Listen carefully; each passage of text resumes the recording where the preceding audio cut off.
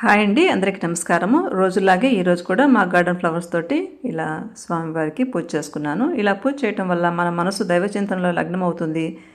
ఇంకా మంచి ఆలోచనలు మనకు వస్తాయి.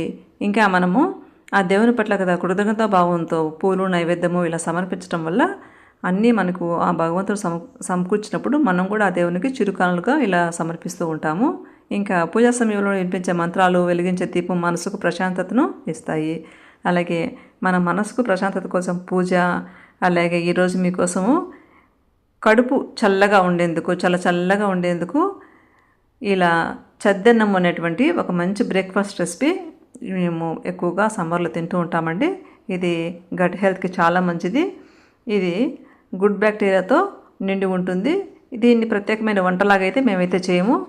నైట్ అన్నం వండేటప్పుడే కాస్త ఎక్కువ వండుకుంటాం. ఈ సమ్మర్ వచ్చిందంటే మా కడప ప్రాంతంలో ఉండే వాళ్ళందరూ కూడా చాలామంది, ఇంకా పొలం పనులకు వెళ్ళే వాళ్ళైతే కంపల్సరీ ముందుగానే నైట్ రైస్ ఎక్కువ వండుకొని నైట్ తినంగా మిగిలిన అన్నంలో వాటర్ పోసి పెట్టేస్తారు. మార్నింగ్కి మంచిగా ఫర్మెంటేషన్ అయ్యి అందులో గుడ్ బ్యాక్టీరియా బాగా పెంపొందుతుంది. ఇది మన కడుపుకి, ప్రేగులకి చాలా మంచిదన్నమాట. ఇందులో వేసినటువంటి ఆ వాటర్లోనే సాల్ట్ వేసి ఊరగాయలు కానీ, అలాగే ఈ ఎర్రగడ్డ అంటాం కదా, దాన్ని కానీ ఉల్లిపాయలు కానీ నంచుకొని తింటారు. ఇంకా మేమైతే మీకోసమని ఇలా వీడియో చేస్తున్నాం చూడండి.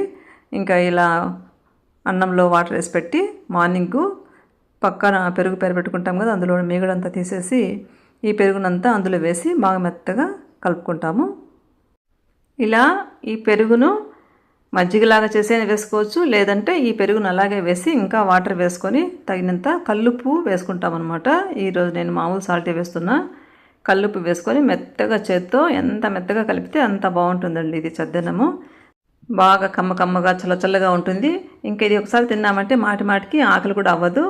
చాలా మనము దాహాన్ని కూడా తట్టుకోగలుగుతాము. పొలం పనులకు వెళ్ళేవారు మా ప్రాంతంలో అందరూ కూడా ఈ చద్దన్నాన్ని కలుపుకొని తింటారు. మా ఇంట్లో కూడా అమ్మవారి ఇంట్లో కానీ అత్తవారి ఇంట్లో కానీ చద్దన్నాన్ని ప్రత్యేకంగా చేసుకోకుండా ఇలా నైట్ మిగిలిన అన్నంను ఇలా మజ్జిగ కానీ లేదా అందులో ఉన్నటువంటి వాటర్ను కానీ కలుపుకొని తింటూ ఉంటాము. ఇదిగోండి ఇలా మెత్తగా కలిపేసేయాలి. కలిపేసి చిన్న ఉల్లిపాయ ముక్కలు కానీ, మనం పికల్స్ పెట్టుకుంటాం కదా, మామిడి, నిమ్మ, ఉసిరి, చింతకాయ తొక్కు అలాంటివి నంచుకుంటాము. ఇంకా మా పిల్లలు కొనుక్కొని తినరు కాబట్టి నేను ఇలా సన్న ముక్కలు కట్ చేశాను.